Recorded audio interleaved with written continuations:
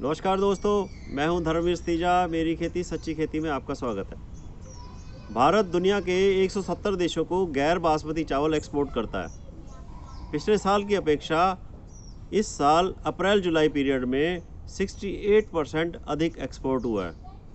178 lakh ton से 299 lakh ton export बढ़ा है। चावल एक्सपोर्ट पर एक वीडियो पहले भी मैंने चावल का निर्यात 2020 के नाम से अपलोड की थी। उसका लिंक डिस्क्रिप्शन बॉक्स में डाल दूंगा। तब की प्रेडिक्शन अब सही साबित हो रही है। एक्सपोर्टर एसोसिएशन के प्रेसिडेंट बीवी कृष्णा का कहना है कि अक्टूबर में गैर बासमती चावल की डिमांड और भी बढ़ेगी। उम्मीद है कि 700 लाख टन एक्सपोर्ट तक पहुंच जाएंगे।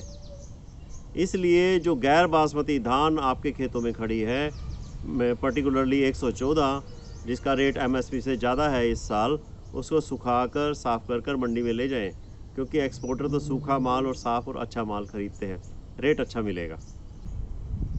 इस साल गैर बासमती में और भी तेज़ी आने और इस तेज़ी का आगे भी बरकरार रहने के कुछ ठोस कारण हैं। पहला कारण ये है कि थाईलैंड में सूखा पड़ा, उसके कारण वहाँ की पैदावार कम हो गई है। वहाँ की करेंसी भी थोड़ी डाउन है, इसलिए शिपमेंट के रेट बढ़ गए हैं। वहाँ की गवर्नमेंट ने एक्सपोर्ट का टारगेट जो है 13% कम कर दिया, मतलब 100 लाख टन एक्सपोर्ट कम करेंगे वो।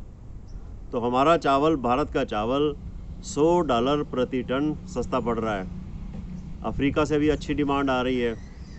एक और कंट्री है वियतनाम जो एक्सपोर्ट करता है, उसका एक एरिया है मेकोंग डेल्टा, वहाँ पर बारिश पानी की कमी है, इस कारण प्रोडक्शन कम है, चावल का निर्यात भी कम है।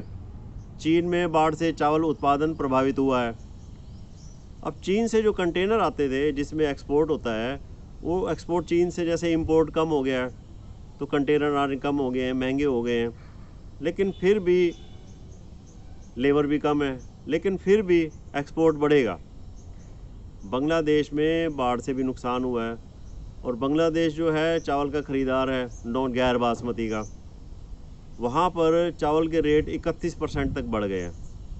लेकिन बांग्लादेश ने क्या किया हुआ है कि उसने जो चावल इंपोर्ट होता है बाहर से, भारत से जो मान लो इंपोर्ट करेंगे वो, तो उसके ऊपर टैक्स जो है वो 55% बढ़ा रखा है। पिछले हफ्ते जो है वहाँ के इंपोर्टर्स और वहाँ के ऑफिशियल से कुछ डिस्कशन हुई है, बातचीत हुई है।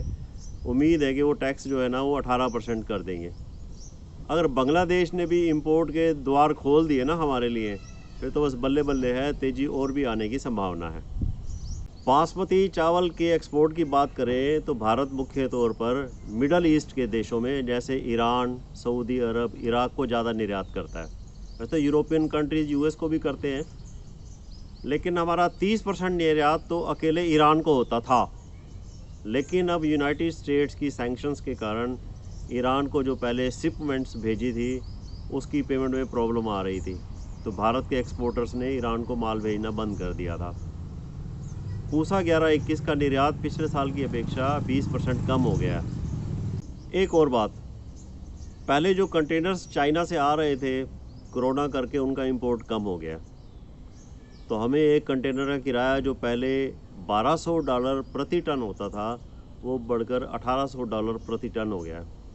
काफ़ी ज़्यादा अमाउंट है। ईरान ने पाकिस्तान के एक्सपोर्टर से बासमती चावल मंगवाना शुरू कर दिया है। यदि ईरान के साथ पेमेंट इशू जल्दी नहीं सुलझा तो एक बड़ी एक्सपोर्ट मार्केट हमारे हाथ से जा सकती है। भारत के बासमती एक्सपोर्टर एसोसिएशन कोशिश कर रहे हैं कि ऑस्ट्रेलिया, कनाडा, यूनाइटेड स्टेट और वेस्टर्न यूरोप के इंपोर्टर से दोबारा रेट के बारे में बात करें। नेगोशिएशन चल रही है। जैसे किराया $1200 से $1800 प्रति टन हो गया है, उम्मीद है कि अक्टूबर मध्य तक नए कॉन्ट्रैक्ट साइन हो सकते हैं। Let us hope for the best. देखते हैं क्या होता है। तो जैसे भी कोई अपडेट होगा तो मैं आपके साथ ज़रूर शेयर करूँगा। आपको मेरी ये वीडियो पसंद आई हो तो लाइक, शेयर और सब्सक्राइब ज़रूर करें। Thank you.